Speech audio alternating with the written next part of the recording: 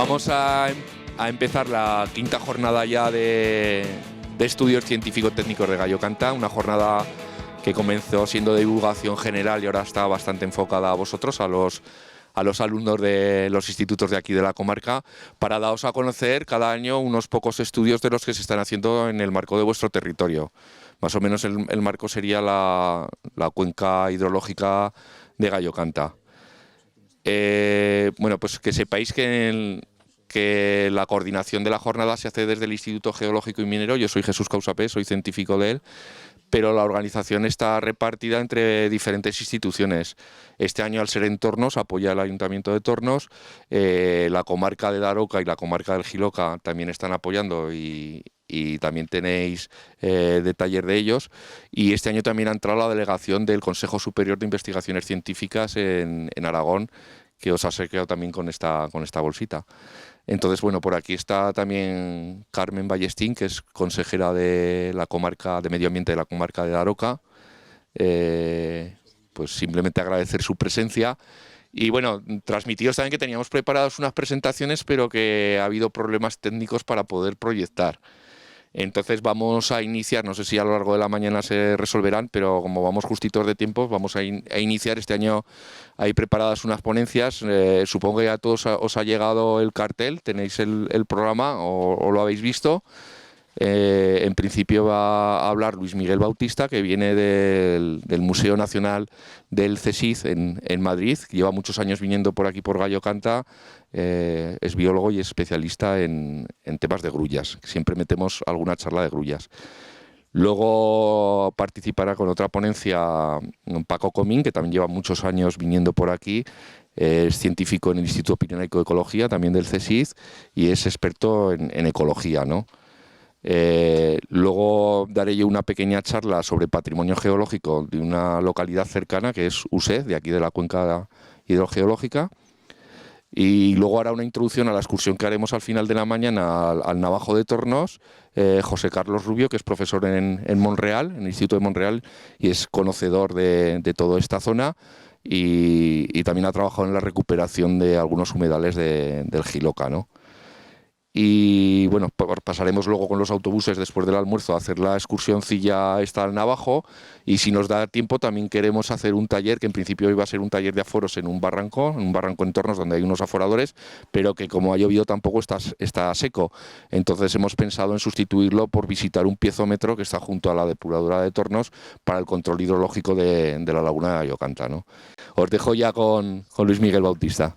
Os voy a hablar de la modelización de la migración de la grulla como un caso de flujo hidrológico, que debería llamarse más que hidrológico, hidráulico.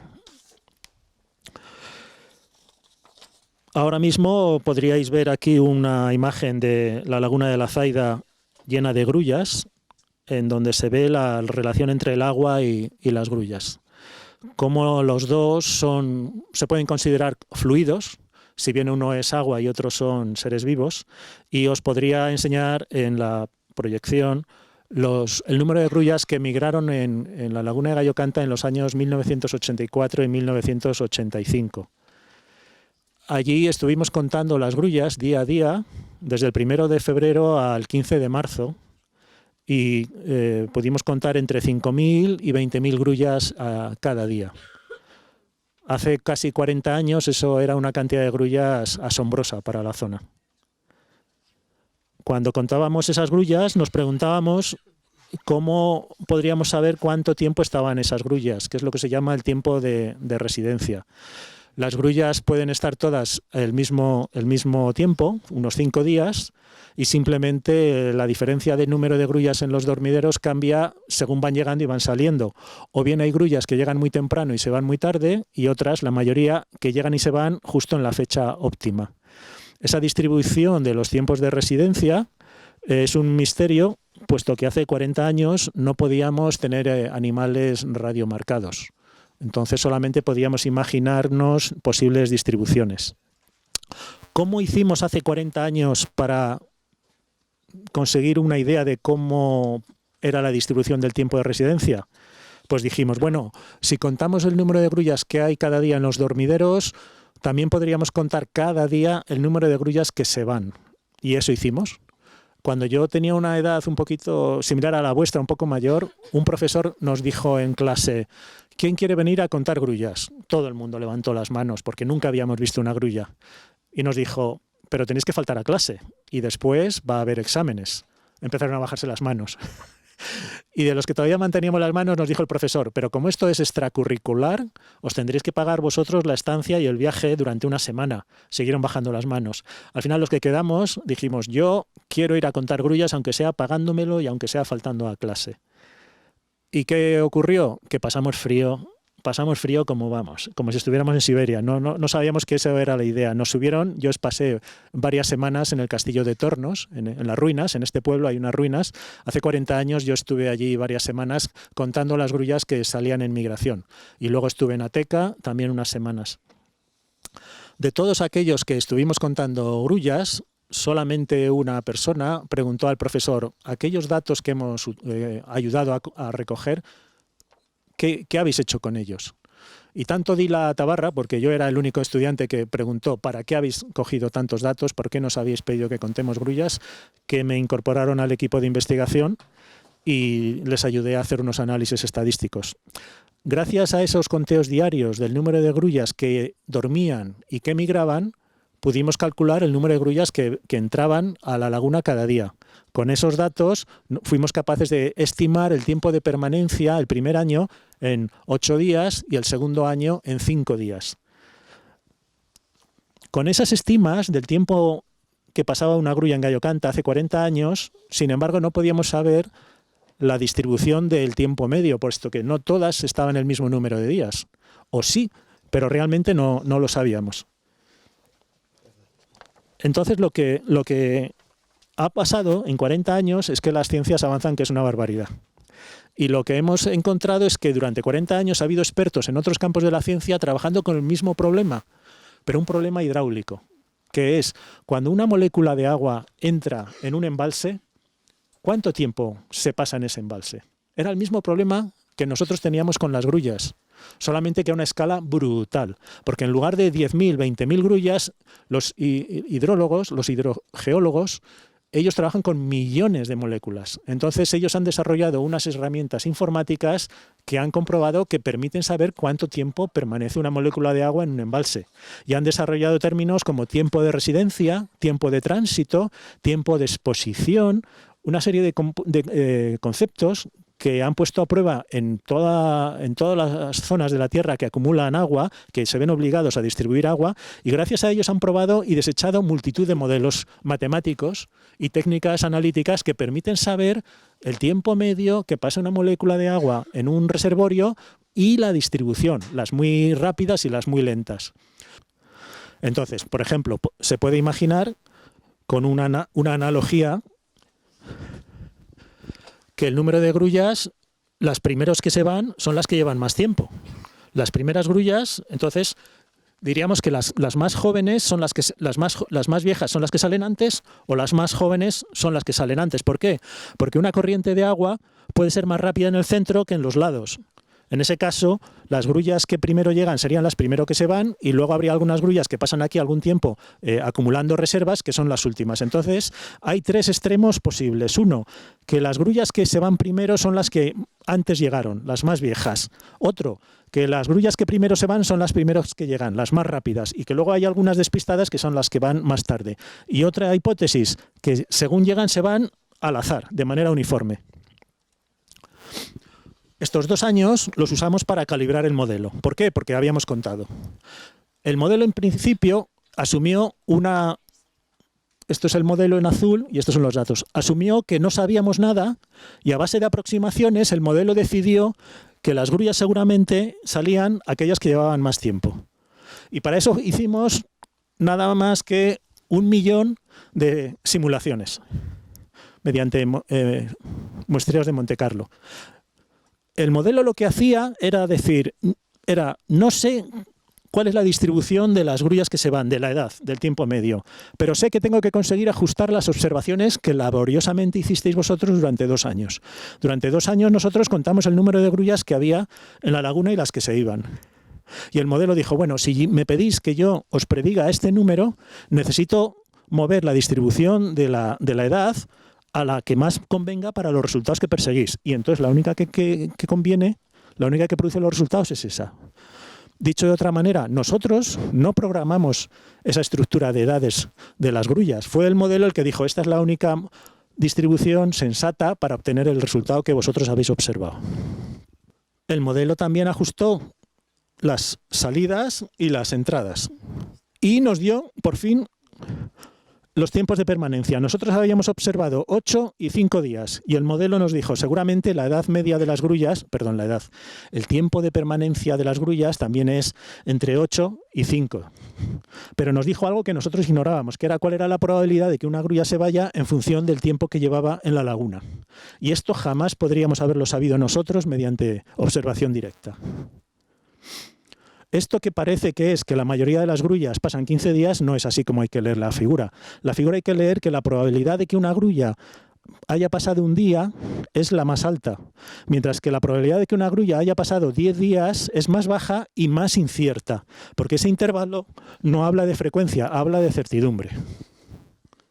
Calibrado el modelo, nos fuimos a los años de predicción. Escogimos 3 años cualquiera, 2015, 2016 y 2017. El modelo predijo el número de grullas que hay en el dormidero y además predijo cuál debía haber sido la distribución de las salidas y de las entradas. Nosotros nunca contamos eso. Y además nos dijo cuál debería ser el tiempo medio de permanencia. Unos 4 días y unos 2 días. Y eso nadie lo había contado. Y esto fue gracias al modelo hidráulico.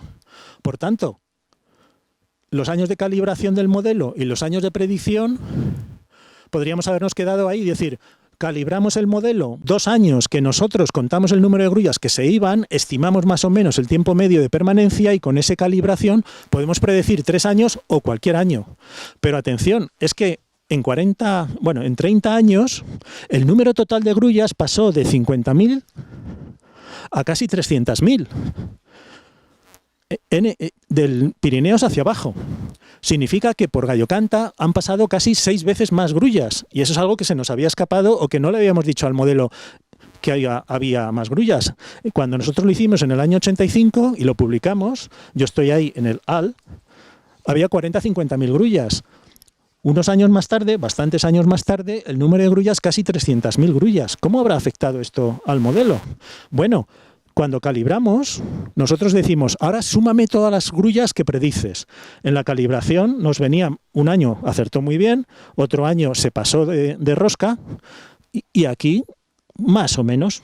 Lo que ocurre aquí es que el modelo también predice un aumento de 6 veces el número total de la población de grullas en España. Fijaros en esa situación. Un modelo que nosotros aplicamos para saber cuál es el tiempo medio de permanencia, sin nosotros haberlo buscado, nos dice, por cierto, aunque tú no lo hayas pedido, ya te digo yo que el tamaño de la población tiene que haber aumentado 6 veces.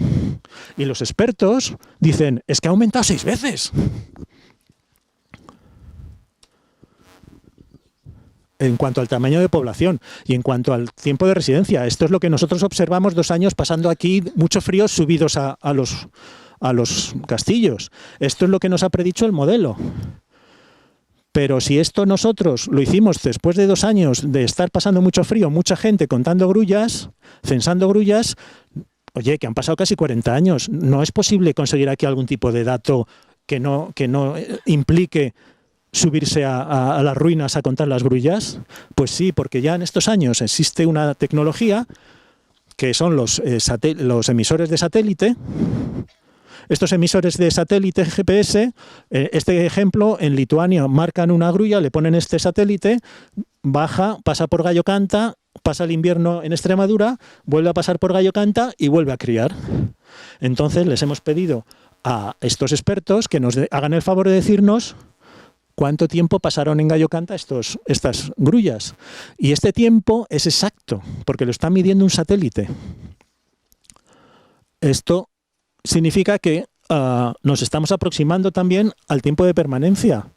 Os dije que no podemos contrastar estos datos porque nosotros ya no contamos las grullas diariamente, ni las que se van ni las que duermen, pero hay datos de grullas que pasan por Gallo Canta con emisores satélite.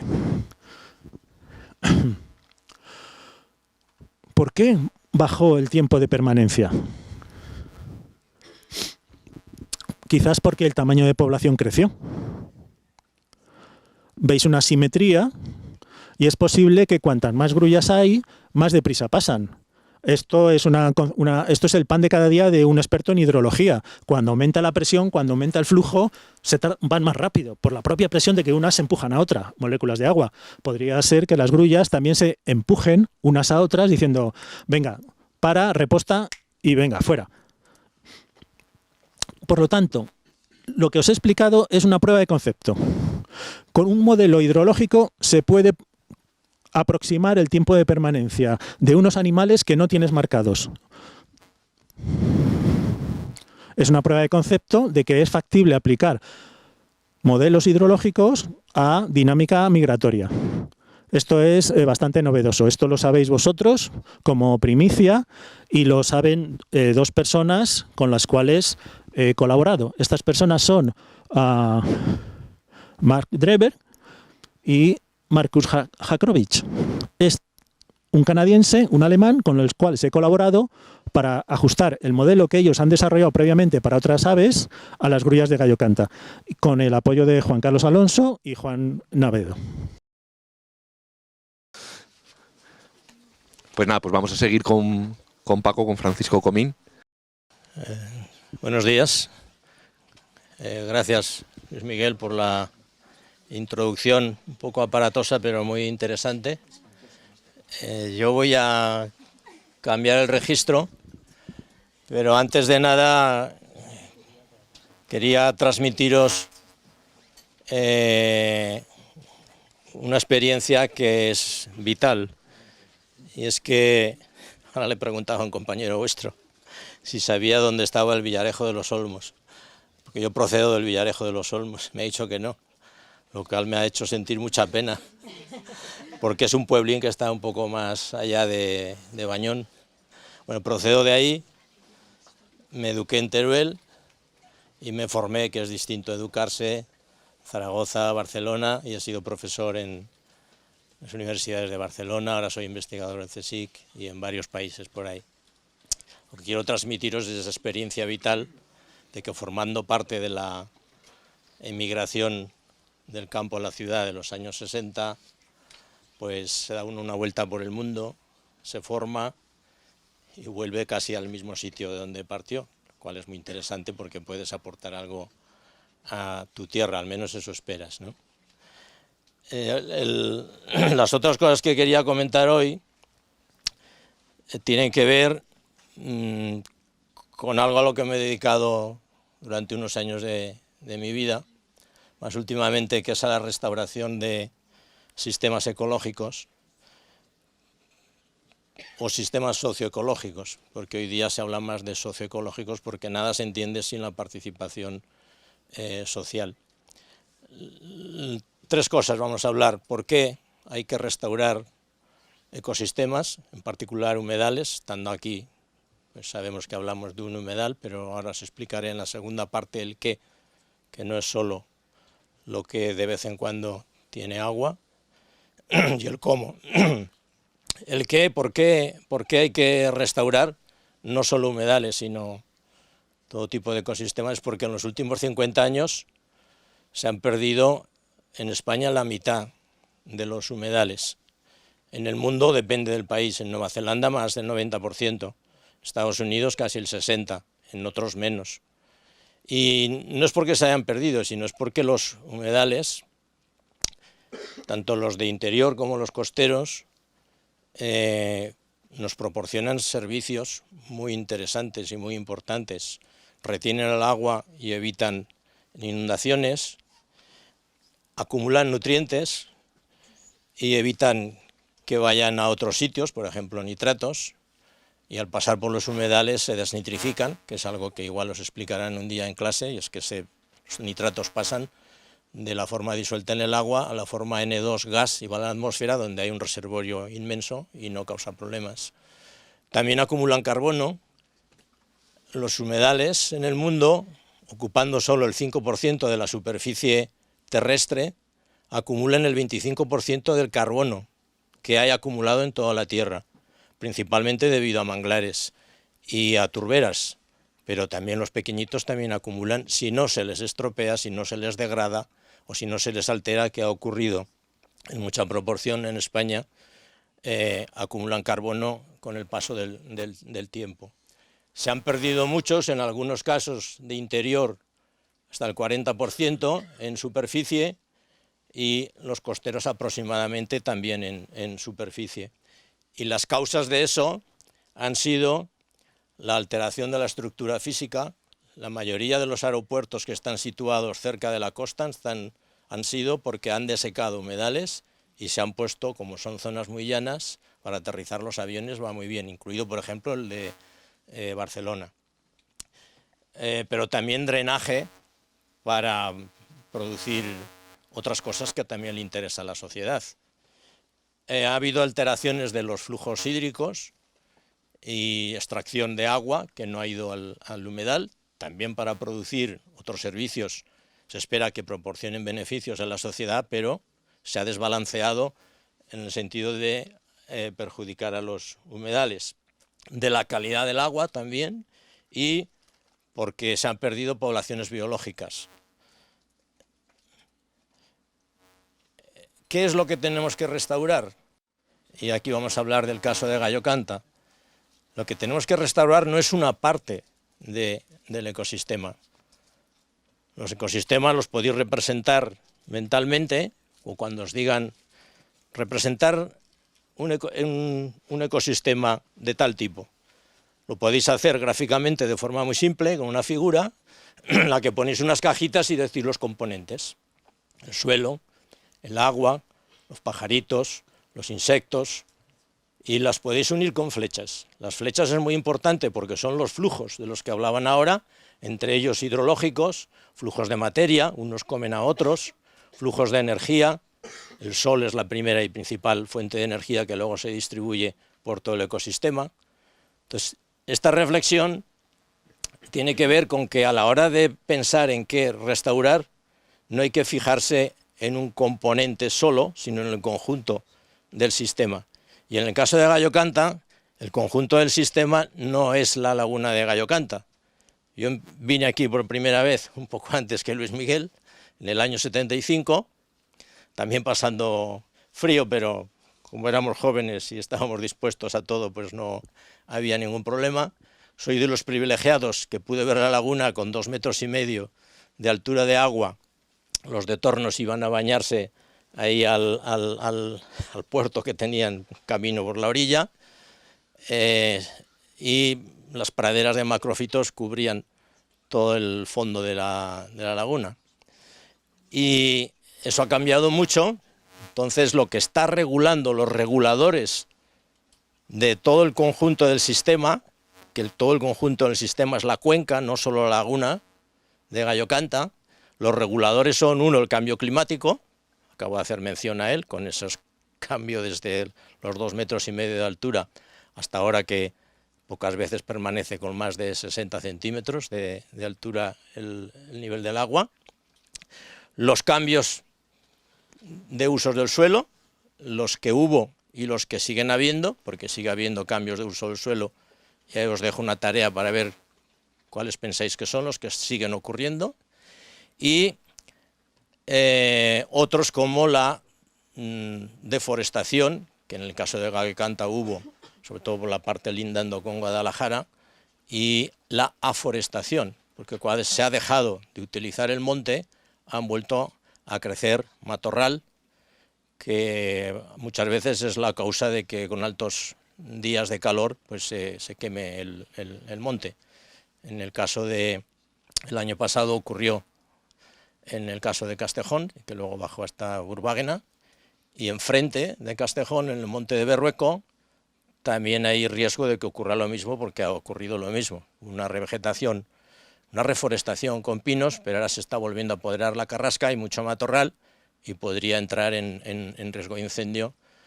Y después los reguladores, vienen las consecuencias de eso, las presiones que hay.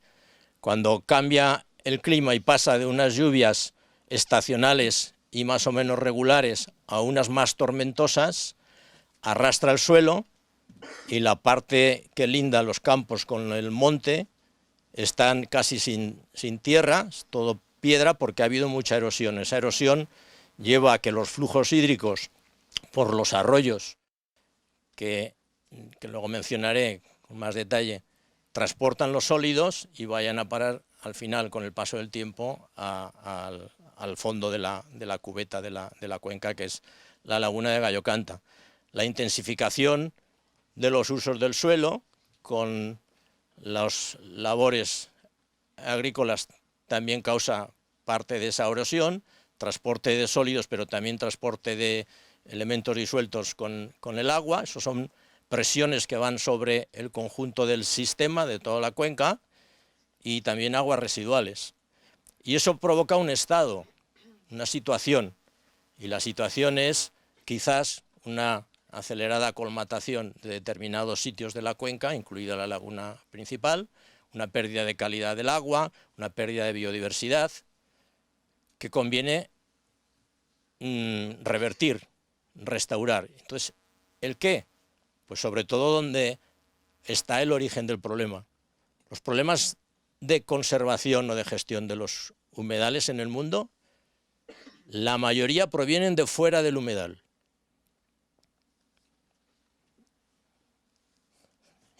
Para un momento, para que os quedéis con esa idea.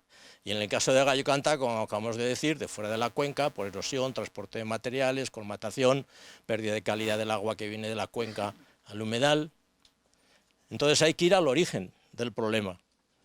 Y en el caso del proyecto que llevamos entre manos desde el año pasado para recuperar algunos de estos partes de este ecosistema, porque no se puede con un solo proyecto abordar esta magnitud de interacciones en este ecosistema, estamos focalizados en 5 hábitats que son de interés prioritario para la Comunidad Europea en la Directiva Hábitats, que son los bosques de quercíneas.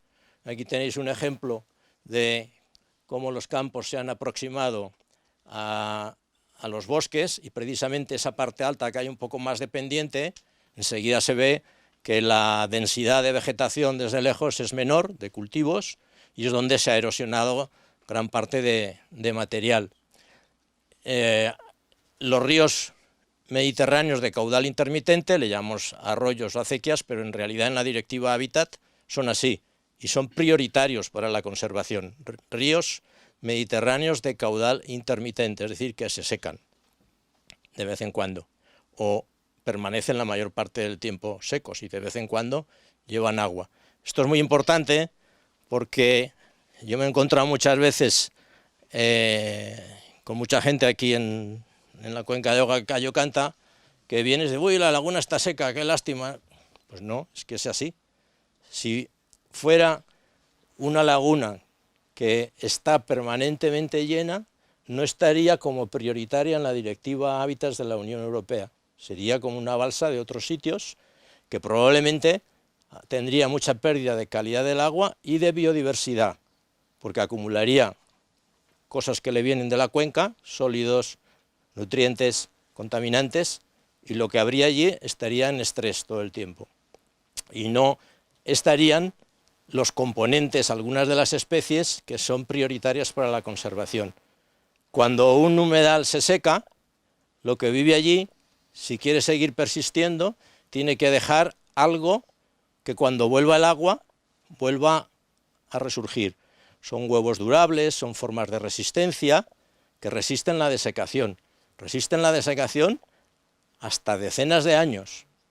Que cuando la laguna de Gallo Canta se seca y vuelve a llenarse, aparece, por ejemplo, un crustáceo, un branquiópodo, como las artemias que hay en las salinas, que nadan con las patitas hacia arriba, un montón de patitas, y filtran la arcilla y ahí la materia orgánica, que es una especie propia de este sitio. Si estuviera con agua permanente, no saldrían todas esas especies por las cuales tiene valor porque además cumplen unas funciones, que es la desecación, y cuando se deseca, la gran cantidad de materia orgánica que hay en un humedal se descompone y elimina nutrientes, carga orgánica, con lo cual cuando se vuelve a inundar tiene menos carga orgánica y está en mejores condiciones. Elimina los nitratos, que como he dicho antes pasan a nitrógeno gas, y así sucesivamente un montón de funciones. Y esto es válido también para los estanques temporales. Una de las cosas importantes que hay que observar son indicadores del estado, en este caso estado trófico, de los humedales. Se extrae una parte del sedimento y se ve qué parte está con mucha materia orgánica casi negro, quiere decir un sedimento sin oxígeno, tiene un potencial redox muy bajo, que espero que os lo expliquen un día en clase. Cuando uno mide el oxígeno, lleva un aparatito con un sensor, antes se hacía con una reacción química. Bueno, se lleva un aparatito y te dice 90% oxígeno, 60% oxígeno, 40% oxígeno, si va perdiendo oxígeno disuelto en el agua que viene de la atmósfera. Y cuando baja de cero, ¿cómo se mide? Es una escala negativa, es decir, que falta oxígeno. Pues eso se mide con el potencial redox.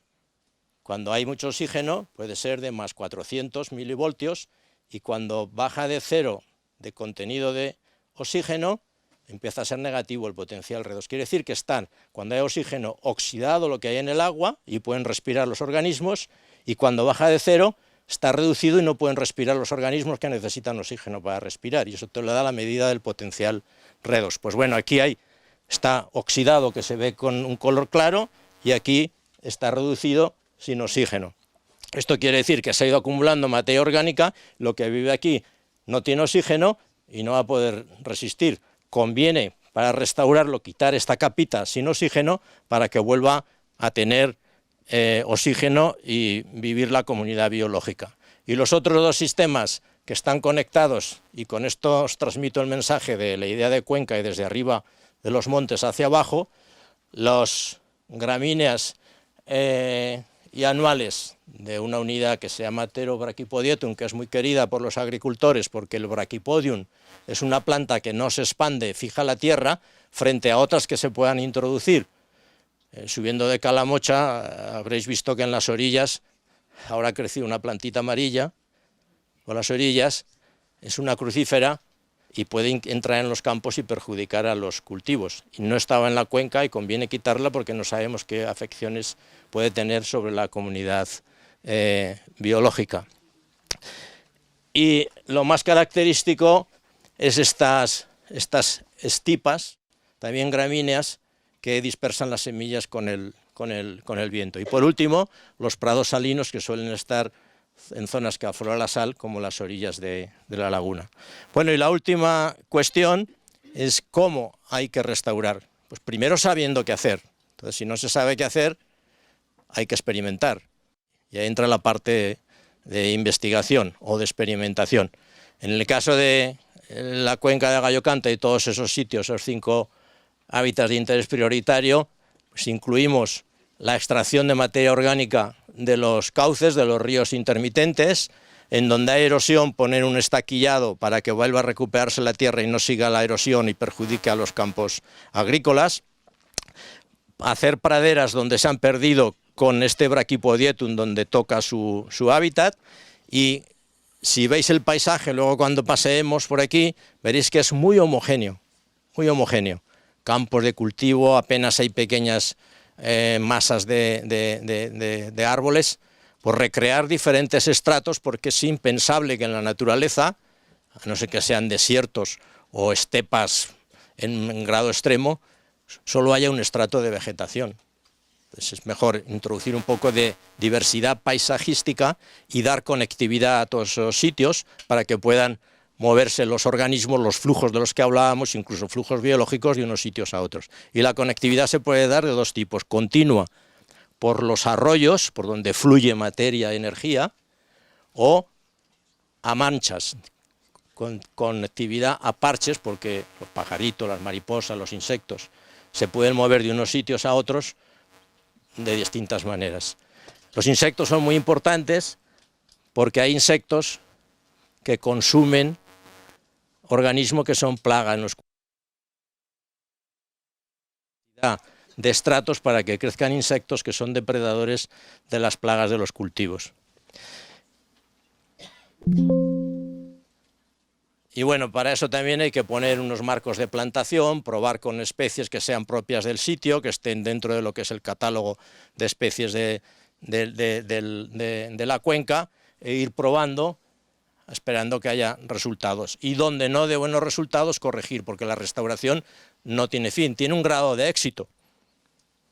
Y ese grado de éxito pocas veces supera el 50% cuando hay organismos implicados y en climas tan extremos y tan variables como este. Por eso hay que estar atentos a hacer un seguimiento, que es lo que pensamos hacer este año y el próximo año, y esperamos que se pueda contar con algunos voluntarios que quieran subir a echar una mano si organizamos unas jornadas de campamentos o de prácticas de restauración. Y esto es todo. A mí sí que me ha gustado cuando has dicho sobre todo que el impacto de la laguna no solamente es en la laguna, sino todo su entorno. Yo, por ejemplo, trabajo con temas de contaminación por nitratos y las zonas vulnerables muchas veces restringen al entorno más inmediato de la laguna, cuando realmente, por ejemplo, muchos fertilizantes que se están aplicando en pueblos ya no ribereños, sino fuera, terminan llegando también a la laguna. Y eso es un concepto que Paco lo ha explicado muy bien, pero que no se suele tener en cuenta. Sobre todo viene de la experiencia, quedaros con ese mensaje. La mayoría de los problemas de gestión y de conservación de los humedales vienen de fuera del propio humedal, vienen de la cuenca.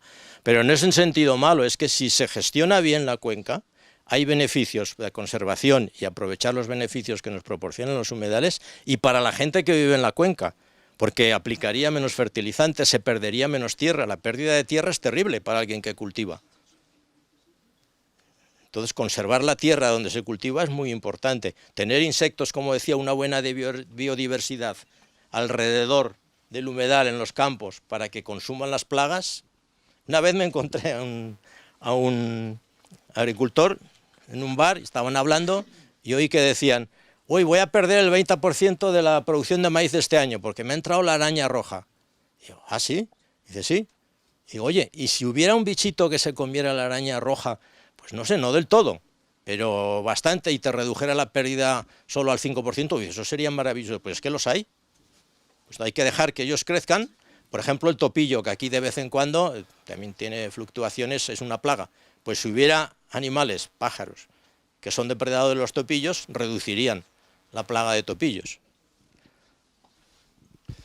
Pues muchas gracias, Paco. Bueno, pues ahora vamos a cambiar un poco de tema, porque la idea de estas jornadas también es que veáis temas diversos, y os voy a hablar yo un poco sobre patrimonio ecológico, digo geológico, ahora habíamos hablado de ecología.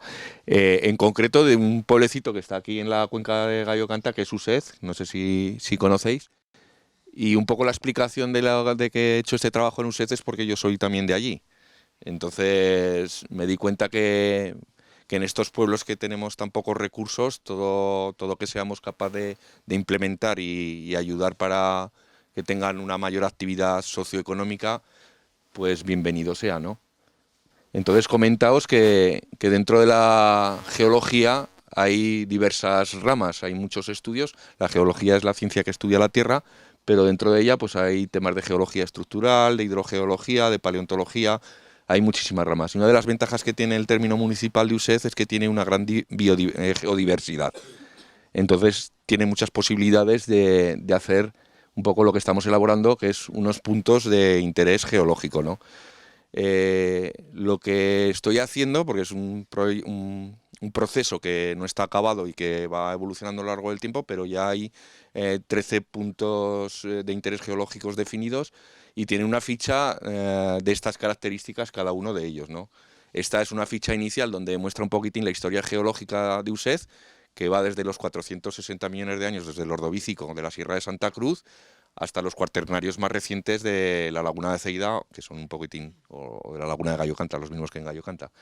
En esta charla tampoco os pretendo presentar cada una de las fichas ni cada uno de los puntos, sino presentar un poco lo que es el proyecto y que vosotros mismos lo podréis descubrir, ¿no?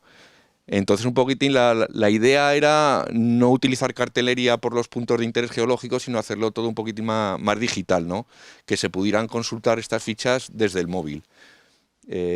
Los carteles son muy caros, se deterioran, también un poquitín pues el entorno, el punto de interés, pues también lo alteras con un póster en medio. Entonces la idea es que alguien pueda ir con el móvil y tener la información en su móvil, tener el punto geolocalizado, poder dirigirse y hacerse una especie de ruta o recorrido.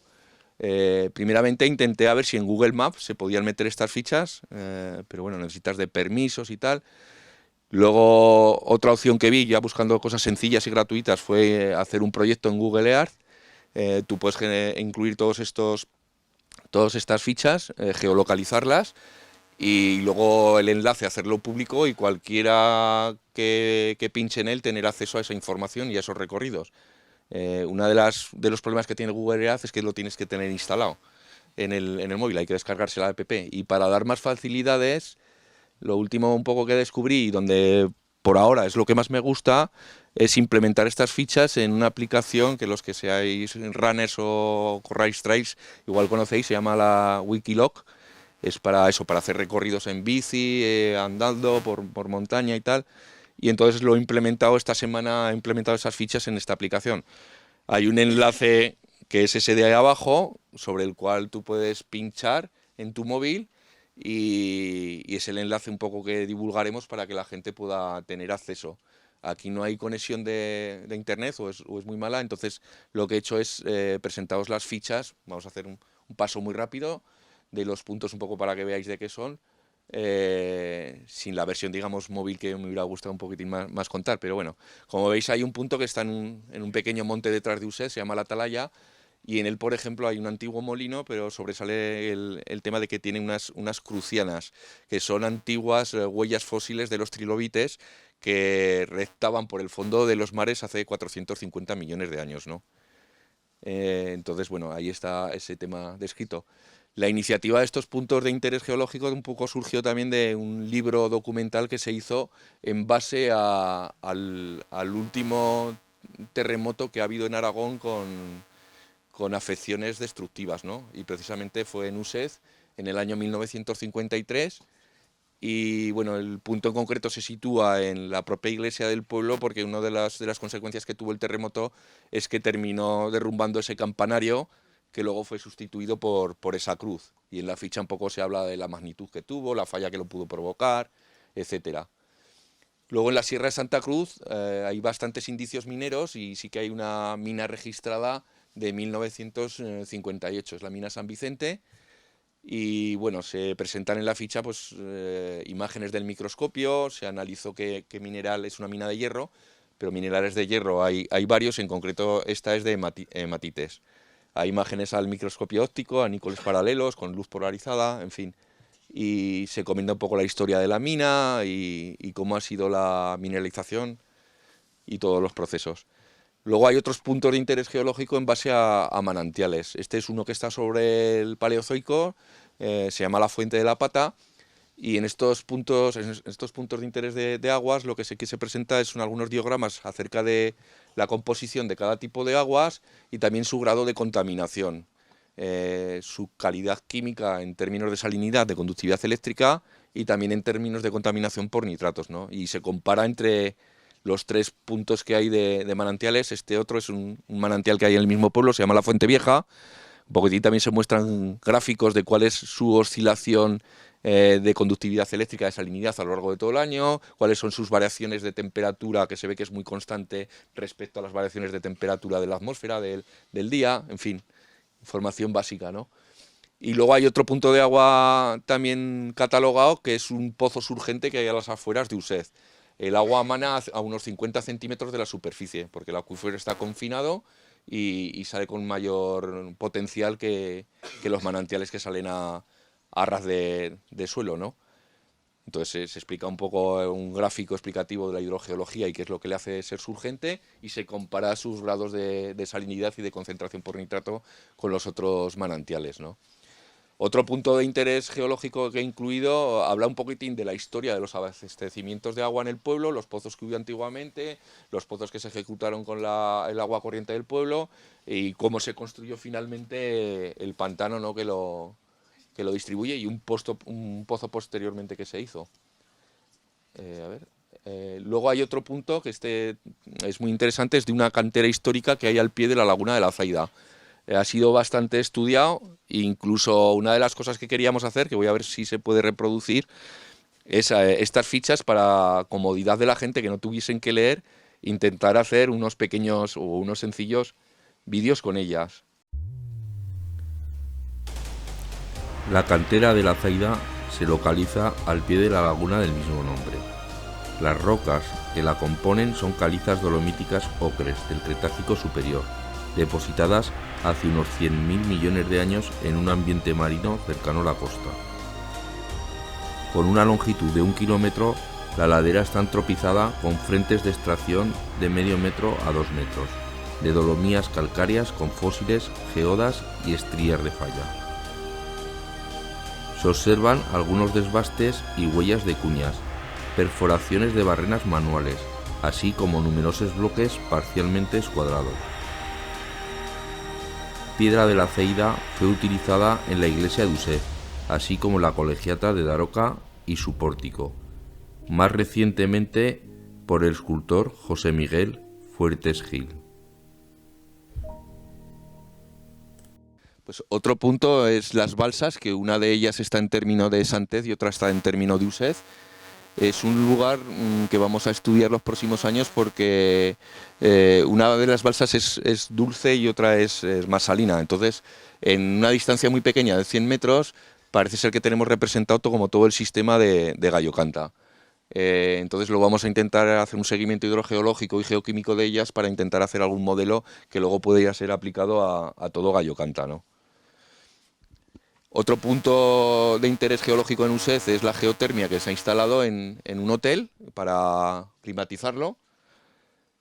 Y finalmente el último punto está localizado en una antigua nevera y en ella estudiamos el cambio climático que se ha producido en Usez, y un poco dando de pensar que quizás esta nevera en los tiempos de hoy en día ya no tendría utilidad. Bueno, pues para todo esto, un poco yo he coordinado el trabajo, pero ni mucho menos soy especialista de todos los temas, y hay una relación de unas 20 personas que han venido colaborando. Ha sido un proyecto, o está siendo un proyecto muy interesante porque está haciendo sinergias entre muchos institutos, la universidad, con mucha gente, y la verdad es que está siendo enriquecedor. Y luego también en lo que es el pueblo en Usez, ya con el libro documental del terremoto ya ha generado bastante actividad, se presentó en el pueblo, se ha dado a conocer el pueblo, pero luego con estos temas pues ya están surgiendo muchas actividades. Pues este año, por ejemplo, hubo un curso de didáctica para profesores de geología de institutos, entonces está trayendo actividades, y el próximo día sábado 11 de mayo se va a celebrar un día de divulgación geológica que se llama el Geolodía, pues el de la provincia de Zaragoza, que se hace el mismo día en todas las provincias de España. El de la provincia de Zaragoza será en Usez. Así que os invito, si queréis apuntaros ese día, podréis conocer mejor todos estos puntos de interés geológico que tenemos en Usez. Y gracias. Si tenéis alguna cuestión o alguna duda.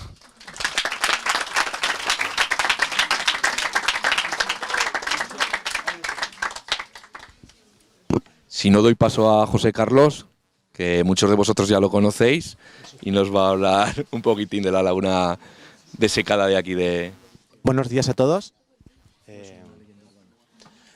Algunos de vosotros ya me conocéis y me sufrís a diario, porque, bueno, como ha dicho Jesús, soy profesor en Monreal. A los de Calamuchos tengo que decir que vivo allí. Y en Daroca, pues bueno, fui profesor de Daroca durante 2 años y la verdad es que tengo muy buenos recuerdos de aquel instituto. En primer lugar, me gustaría presentarme y si sé hacer funcionar esto. Ah, mira, bueno, pues yo también soy de pueblo. Este es mi pueblo, Torremocha de Giloca. Aquí nací y crecí.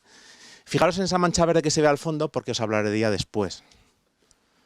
Bueno, mi infancia fue muy feliz, como lo son toda la gente que nacemos en el pueblo, pues somos felices porque hemos nacido en un pueblo y ya está. que nace en el pueblo tiene que ser feliz. Este soy yo, este es mi hermano y esta es mi abuela. La madre de mi abuela, mi bisabuela Ana María, no era de mi pueblo, era de Alba. Y mi abuela siempre me contaba cuando era pequeño historias de cuando ella iba a las fiestas del pueblo de Alba, porque siempre atravesaba zonas de humedales, zonas encharcadas. Y claro, a mí era una cosa que a mí me impactaba mucho, porque yo en los años 80, cuando era un crío, fue una época muy seca. De hecho, yo jugaba en el río y no concebía que por ahí podía pasar agua. Entonces, es algo que a mí me impactó mucho. Después, bueno, pues pasan los años, pasan en la escuela, nos lo pasamos bien. Aquí estábamos todos que estábamos en la escuela, ¿vale? En el CRI de Albarracín. Luego llegas a la universidad, estudié geología, después me especialicé en aguas subterráneas. Bueno, como ha dicho Jesús, soy hidrogeólogo también. Y ahí empieza una parte de mi vida que duró 20 y pico años, que podría llamarse como en busca de las lagunas perdidas. Y es que ha sido mi pasión, mi afición durante muchos años. Encontrar humedales y, ¿por qué no?, pues tratar de recuperarlos. Bueno, el primer humedal con el que me encontré, que fue prácticamente por casualidad, en un curso que hacía en la Politécnica de Cataluña, fue uno que estaba oculto aquí. Así era el mapa en el siglo 2000 de esta zona. Bueno, ¿veis Gallo Canta arriba? Cella, Monreal, Calamocha... Bueno, pues aquí había algo que estaba oculto. Y era una de las mayores lagunas de agua dulce que ha habido en el interior de la península ibérica, la laguna de Cañizar. Y el río Jiloca, que decían que nacía en la fuente de Cella, realmente no es así, nace en los ojos de Monreal, y el cauce que hay desde la laguna de Cañizar hasta los ojos de Monreal se denomina Acequia Madre. Bueno, tiene varios nombres, ¿no? Acequia Madre, Río Cella, en mi pueblo llamamos Río Nuevo, y es el cauce de drenaje de este humedal y de otro humedal que no es una laguna que se encuentra en la zona de Alba. Bueno, ese humedal, decir que descubres un humedal, nadie descubre un humedal. Normalmente los humedales se redescubren porque han coexistido con nosotros durante siglos. Este humedal aparece, por ejemplo, en mapas antiguos del siglo XVII, aquí lo veis, entre la localidad de Celda y la localidad de Alba, Alagua, los nombres antiguos de estos pueblos. O sea, que era un humedal realmente muy importante. Del año 2000 hasta hace poco, pues me he dedicado a recuperarlo, a recuperar por lo menos una parte. Contar lo que ha pasado durante 20 años de trabajo de recuperación de un humedal es imposible en 10 minutos. Me llevaría bastante tiempo. Y bueno, pues es una etapa donde cuando trabajas en este tipo de proyectos, pues hay momentos muy buenos, hay momentos malos, momentos horribles, pero al fin, pues bueno, cuando consigues el resultado, pues tienes una gran satisfacción, ¿no? Vale. Lo que veis aquí a la derecha, bueno, a la derecha, en azul, la línea azul, era la antigua orilla de la laguna. Y lo que se ve aquí es la zona que recuperamos. En total recuperamos aproximadamente un tercio de la laguna del Cañizar. Y eso supone que es otra vez uno de los grandes humedales de la península ibérica de agua dulce. Aquí no está Gallo Canta porque es de agua salada, ¿vale? Pero Gallo Canta es mucho mayor. Vale, esto no va. Vale. Ahora, bueno, esto, ¿por qué os lo explico? Cuando empecé a ir a la laguna del Cañizar, veías el paisaje que había allí y era francamente feo, ¿vale? Los humedales cuando se drenan pierden biodiversidad, pierden paisaje, pierden funcionalidad biológica. Pero cuando lo recuperas, pasa lo contrario, además pasa de una manera muy rápida. Mira, en el año 2000, en 2006, me planteé que algún día consiguiéramos recuperar la laguna de Cañizar. Entonces, en un mapa, localicé puntos y direcciones y tomé fotografías, pensando que algún día la podríamos recuperar. Esto es el antes y este es el después en el mismo sitio. ¿Vale? Y esto ocurrió en 2 años. El antes, ¿veis el camino? Después. Este es el mismo camino que se veía. Antes, fijaros la caseta que está aquí, ¿vale? Una caseta que está dentro de la antigua laguna. Y este es el después. Antes, los drenajes, cuando se elimina un humedal, lo primero que se suele hacer es robarle el agua para desecarlo, para poder utilizarlo para agricultura, y el agua es traída para regar aguas abajo, ¿no? Bueno, pues este es uno de esos drenajes que tenía la laguna, y este es el mismo sitio, aunque no os lo creáis, es el mismo sitio después. En el Cañizar se excavaron una red de canales, hay 6 kilómetros de canales navegables. Esta es Gema, la profe de mates. Vale, bueno, fijaros esta bifurcación de aquí, ¿veis? Ahí sale una bifurcación del canal. Esto es antes, año 2006. No va. No, esto se mide hacia atrás. Ahora. Y esto es después. Mira, antes y después en el mismo sitio. Los humedales, les digo, son muy agradecidos en cuanto que en el momento que se llenan de agua, los ecosistemas evolucionan y el paisaje evoluciona muy rápidamente. Bueno, ya digo, la laguna recuperó su esplendor en muy pocos meses y recuperó también el paisaje, un paisaje de agua. Y después de 300 años volví a ver barcas surcando las aguas del Cañizar. Esta barca en concreto es de la Albufera de Valencia. ¿No ves qué espectáculo cuando entró el camión por el pueblo con una barca de 9 metros de largo? Bueno, una cosa chocante, ¿no? Y recuperó ecosistemas, recuperamos fauna. Miles de grullas volvieron al Cañizar. Unas 212 especies de aves se vieron en el Cañizar 2 años después de recuperarse, que son prácticamente casi todas que se pueden esperar ver en un humedal interior de la península ibérica. Algunas en peligro de extinción volvieron a criar en el Cañizar, como el ave toro, u otras que estaban ahí, pero estaban en una población decreciente, como la nutria. Algunas que no se les da mucha importancia porque son la base de los ecosistemas, que realmente son las más importantes de los ecosistemas, como los invertebrados, peces. Y, por ejemplo, en el Cañizar están todas las especies de anfibios que hay en la provincia de Teruel. Es el único sitio donde están reunidas todas. Y se recuperó una cosa que para mí es muy importante, que es el paisaje. Un paisaje perdido, un paisaje de agua. Una laguna, como llamáis, es muy extensa. Tiene unos 4 kilómetros de largo, la nueva laguna del Cañizar. Bueno, pero es que el problema es que el Cañizar no es el único. Como ha dicho Paco, es que se han perdido gran parte de las humedales que teníamos. Y en Teruel hemos perdido muchos. Y algunos, pues muy cercanos a aquí, como veremos luego. Hay muchas lagunas que se han desaparecido. Esta es la laguna de Almohaja. Ahí veis las zanjas de drenaje. Tiene una singularidad geológica bastante interesante. Es un polle con su ponor. Y, por ejemplo, desde el punto de vista biológico, pues contiene una especie que es el Triops cancriformis, que es la especie animal más antigua que existe. Este animal, junto con uno del Triásico, podría reproducirse y la descendencia ser fértil. Prácticamente no ha cambiado porque es un diseño muy bueno de la naturaleza. Bueno, muchas lagunas son pequeñas y se han perdido, se han labrado y ya está. Y han desaparecido y solamente en épocas con mucha precipitación vuelven a emerger. Otras son prácticamente reconocibles. Esta está en Benaceite. ¿Quién diría que aquí hay escondida una laguna? No, pues la hay. Cuando llueve mucho, las lagunas endorreicas, aquellas que no tienen salida natural, un cauce que se lleve el agua, pues son visibles. En algunos casos, perdura parte de la vegetación en los lindes de las fincas de cultivo y podemos encontrarnos sorpresas botánicas bastante interesantes en estas zonas, aunque la mayor parte de su superficie esté cultivada. Esta se encuentra muy cerca de aquí. ¿Ves los dos humedales? Y el cauce de drenaje que le roba el agua habitualmente y evita que esté llena. Si pude tomar esta fotografía es porque fue un año especialmente húmedo.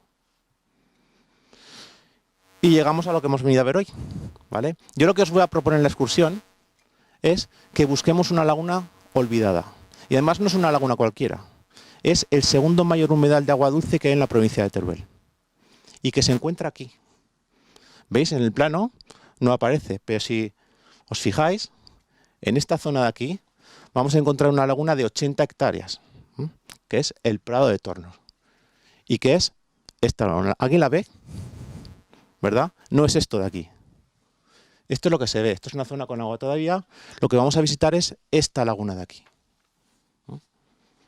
Uno de los humedales de agua dulce pues, más importantes y que está además a escasos 100-200 metros de la propio vaso de la laguna de Gallo Canta. Ya está.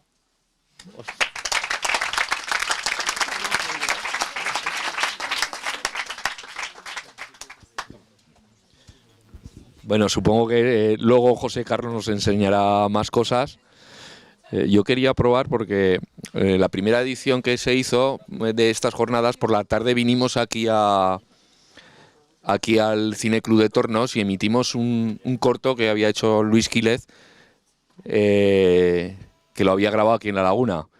Hoy no voy a imitar todo el corto, pero he traído el making of, por si queremos ver un minutillo y os fijéis un poco en las imágenes, y os invito a que luego lo busquéis en las plataformas y lo veáis.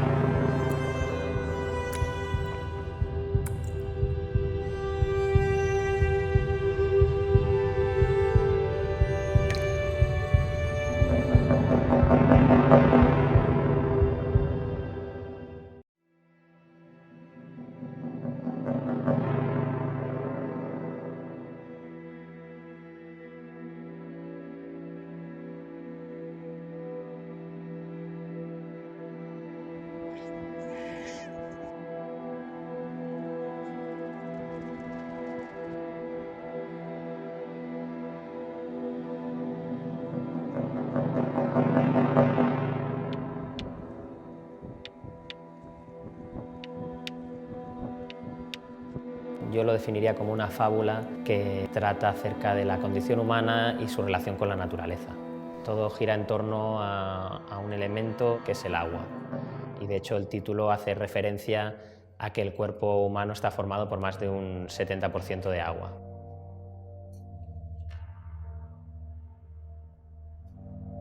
La verdad es que buscaba unos personajes muy característicos que más que personajes son conceptos interpretados por personas, ¿no? Tenemos a la justicia, tenemos a la valentía, la tontería o la estupidez humana, tenemos a la avaricia y tenemos a la generosidad. Era situar a 5 seres humanos en una situación desesperada de supervivencia en la pura nada. Íbamos a rodar un lugar donde había el suelo, había el cielo y el horizonte. Por tanto, a la hora de buscar actores, buscaba que sus caras fueran el decorado, fueran el mapa de la película. El entorno es un lugar muy importante, sí, es cierto, pero acaba siendo una abstracción y todo lo que se tenía que contar en primer plano de ellos.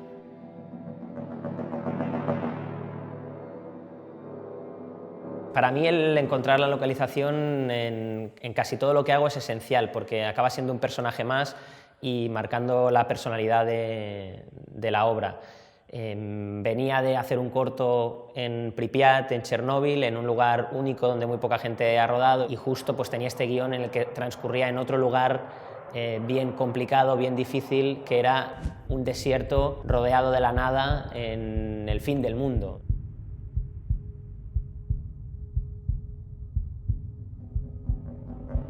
Un espacio tan vasto, sin nada, totalmente desierto, eso era como una de las primeras decisiones que se tomaron y nos obligó como a hacer un proceso de localización bastante exhaustivo.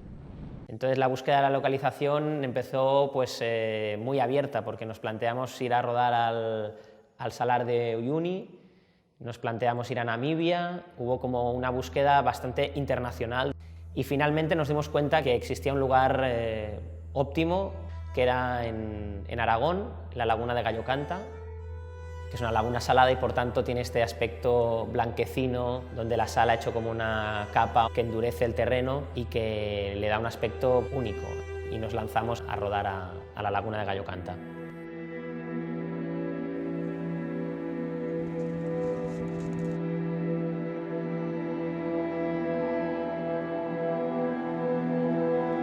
Y eso, a partir de allí decidimos que queríamos rodar en Cinemascope, con ópticas anamórficas, en formato panorámico, por el hecho también de tener una serie de personajes pequeños en un paisaje totalmente horizontal.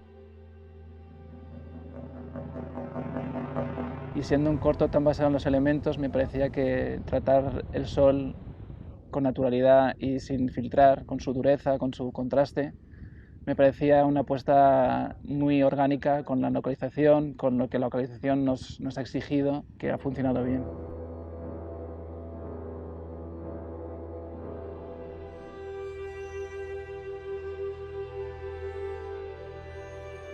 Les di mucha libertad, les conté lo que representaba para mí el personaje que tenían que interpretar, y a partir de ahí el corto es como una pieza de relojería en la que es difícil mover o alterar cada parte. En este caso pues el trabajo había sido un trabajo previo de preparar el personaje con ellos, que entendieran la historia, y después en rodaje simplemente pues ajustar y acabar de encajar pues su idea de personaje con las necesidades de la planificación y del cuento que estábamos contando. Entra. As a director, I love the way he comes up to you and says you did a good job. That's really good, but you know I like you to do it this way. So the corrections he gives, and he's a visionary. Eso te deja un poquito de carta blanca. Le puedes decir, ostras, vamos a probar esto a ver qué tal queda. Y muchas veces compra, ¿no? Todos los trabajos que he hecho, he tenido un bebé, he llorado, he sufrido, pero yo estoy acostumbrada de trabajar con bebés.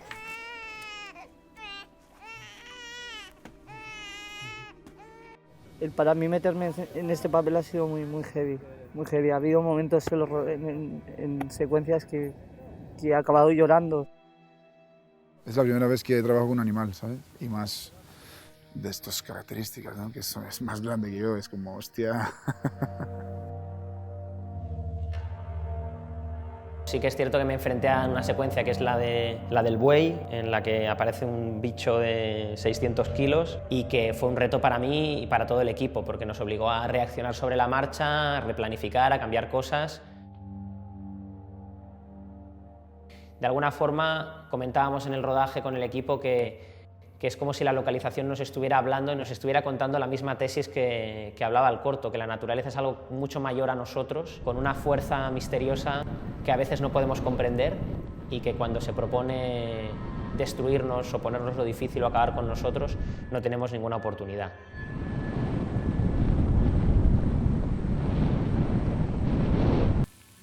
Sufríamos mucho por el sol, ¿no? Decíamos, ostras, el sol, que va a ser chungo, va a ser chungo.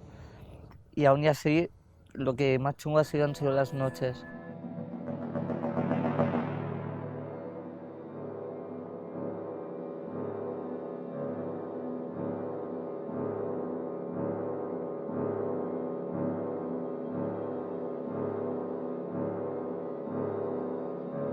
Pues la verdad ha sido duro al principio tal, pero cuando ya llevas 2 o 3 tomas te vas quedando frío y como no te puedes mover.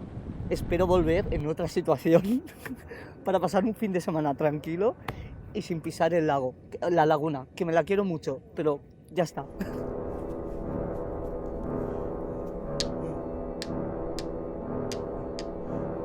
Hemos mezclado aquí en Deluxe Barcelona con Marc Orts, que es de los mejores mezcladores que hay en España. El corto tiene una narrativa muy especial y el sonido tenía que ayudar a llevar esa narrativa y ir contando la historia con la importancia que tienen los elementos sonoros que hay en ese espacio tan angosto, ¿no? Una vez que ya estaba planteado la base del sonido, ya hubo un trayecto de probar muy bonito de esto funciona, esto no, bueno, vamos para atrás. ¿Qué es? Antes, cuando él estaba bebiendo agua... Queda un corto muy ambiental, muy atmosférico y narrativamente muy potente.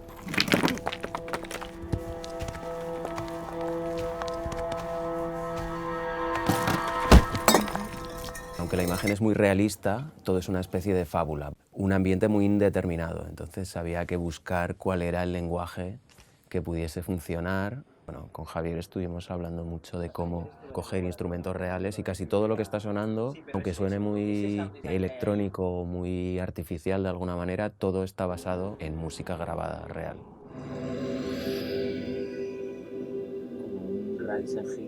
La idea un poco es que todo sea reconocible, que nada sea demasiado marciano, pero que a la vez no suene como suele sonar habitualmente.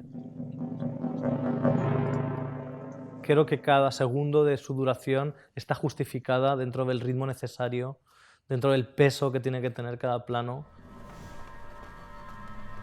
Creo que Luis Tinoco es un poco un héroe en la sombra. Sobre todo excelente en el sentido de que la gente va a estar viendo el corto y no va a estar viendo que hay 105 planos de efectos especiales. Porque no son efectos visuales aparentes, pero son esenciales. Son efectos que sin ellos no tendría la semántica que tiene. La experiencia de producir y dirigir a la vez pues siempre es complicada, pese a que sea un corto, que es algo pequeño y sencillo. Siempre hay muchos retos y en algunos momentos pues, se separan tus intereses como director y como productor. Por suerte pude aprovechar el éxito y la confianza que generó mi anterior trabajo para contar con apoyos importantes, con la ayuda de Movistar, las ayudas de las instituciones públicas, la Escuela de Cine de Barcelona. Colaboró con el proyecto y, entre otras cosas, pues, varios de sus alumnos o exalumnos, a los que muchos conocía por haber pasado por mis clases, pues formaron parte del equipo.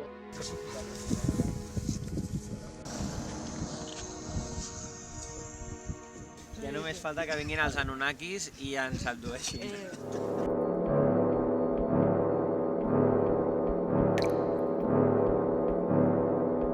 Es el corto más diferente a los otros que he hecho. En este momento de mi vida pues, tenía ganas de contar esta historia y sí que es cierto que también me apetecía pues, abrir una nueva puerta y estilísticamente llevármelo hacia otro terreno que no es el que había estado explorando en los últimos años. Creo que el corto es un formato perfecto para la experimentación y para probar nuevas cosas como director.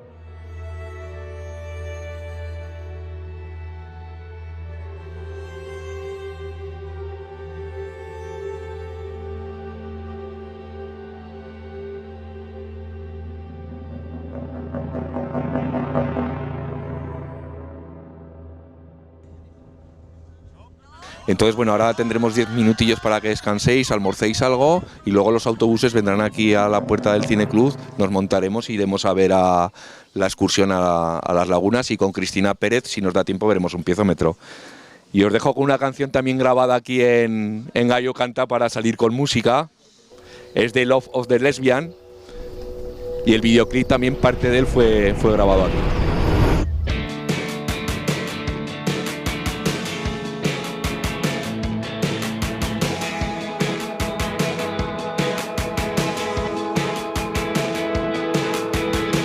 ¿A dónde voy sin saber que fui? Ya tan solo hago el camino que germina en mí. A los idiotas suerte de verdad, tal como son la tendrán que buscar. Termita humana de mi alienación, mira mis ojos en el retrovisor. Corazón, nada o nada en tu corazón. Yo sigo el ritmo de este loco palpito que volver a gritar.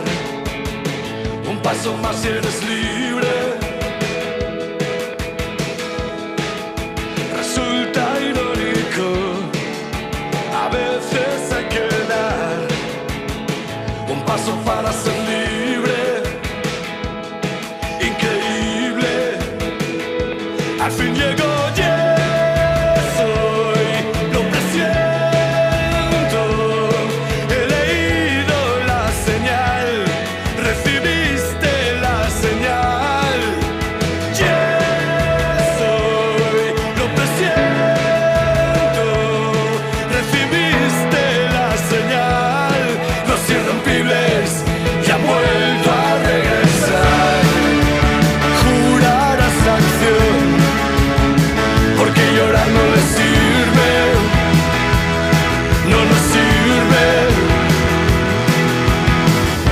Pecar de radical, pactaremos alquilarle nuestra alma a Satán, cansados y asediados por la idea global.